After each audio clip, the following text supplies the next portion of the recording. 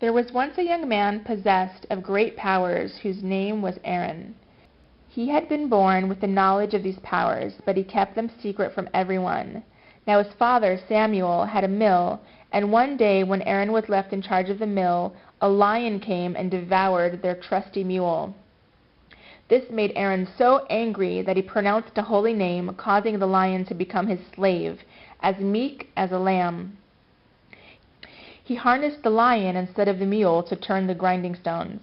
But when Aaron's father returned and saw the harnessed lion, he exclaimed, "What have you done? You have humiliated the lion and broken his will. God made him to be a king, walking erect, and you have forced him to become a slave? For this you must go into exile and wander for 3 years before you return." So it was that Aaron left his native land and wandered until he came into the port of Joppa.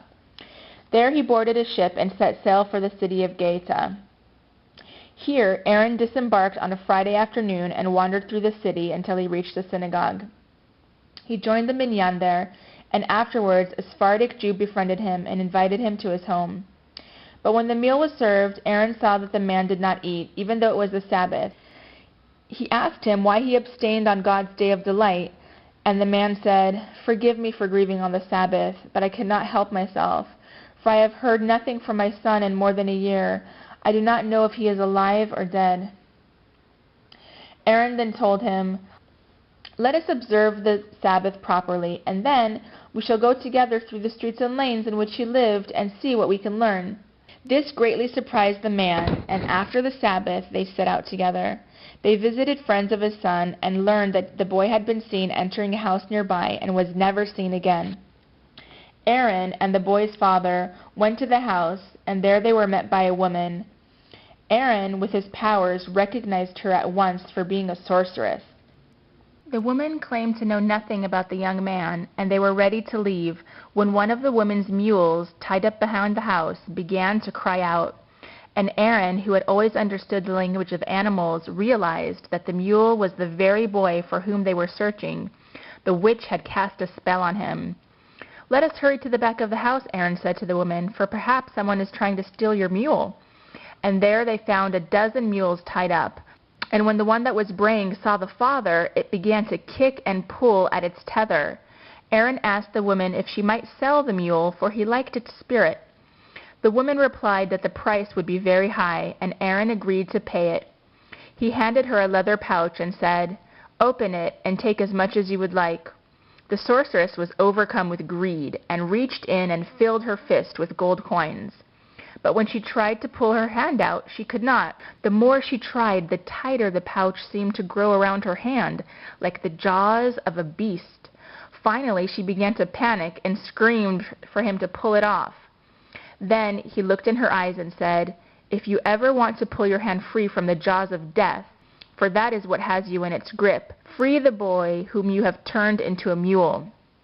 The witch glowered at him, but by then half of her arm was inside the pouch, so she pronounced a spell, and suddenly the boy stood among them where the mule was, while the mule was nowhere to be found.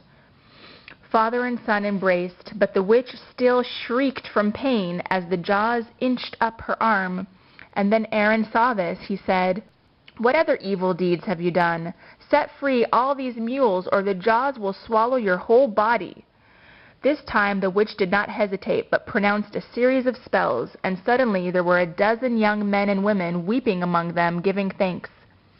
But nevertheless the witch was suddenly pulled inside the pouch. Her evil was too great for her to escape. She vanished, leaving nothing behind but the echo of her last long shriek, for she had been devoured by the jaws of death. Now when these events became known, the people of the town all recognized Aaron as a great master and begged him to live among them. He agreed to remain there, and he was given great honor by everyone. Not long afterward, on the Sabbath, an esteemed young man arose to read the prayers. He chanted with a pleasing voice, but Aaron noticed that when he reached the name of God in the prayers, he did not pronounce it, and Aaron realized at once that the boy must not be one of the living, but was one of the dead, for the living dead are not allowed to pronounce God's name. Then Aaron stood up and called out, "Stop, for the dead are not permitted to pray before God." Of course, everyone was astonished by this, but they were even more surprised when the young man broke into sobs and confessed that it was true, that he was not alive. Then Aaron spoke to him gently and asked him to explain how this strange thing had come to pass. And the boy told them his tale. He had been invited on a journey by a family friend whose name was Ahimaaz. Ahimaaz had vowed to the boy's parents that he would bring him back safely.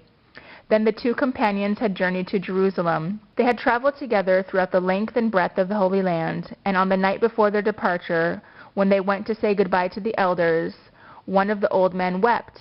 When Ahimaaz asked why, the man revealed that God had decreed that the boy was shortly to die before he could return to his home. When Ahimaaz heard this, he rent his clothes and hair. "How can I return to this boy's house if he is not with me? Have I not made a vow before God that I would do so?"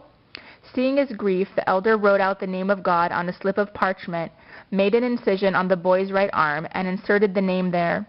Not long afterward, as the companions were walking up the plank to board the ship for home, the boy slipped off and fell into the water. When they pulled him out, the living spirit had departed from his body, yet he still remained alive. He told no one of this, not even Ahimaaz, who accompanied him back to the home of his parents. And never did Ahimaaz learn how soon the prophecy of the elder had been fulfilled. Then Aaron told the boy it was time to take out the parchment that had kept him alive without a soul. This the boy was more than willing to let him do, for nothing was more terrible than to be without a soul. And when the parchment was removed, he slumped down, dead. Aaron saw to it that the young man received an honorable burial, and that his father was informed of his death. Then Aaron set out to return to his own father, for 3 years had passed, and it was time for him to go home. When he came back, he told his father of all that had happened to him on his journey. And when his father learned how he had saved one young man from a witch and redeemed another from the curse of living without a soul, he rejoiced in the wisdom of his son. This story comes from Gabriel's Palace, Jewish Mystical Tales, selected and retold by Howard Schwartz.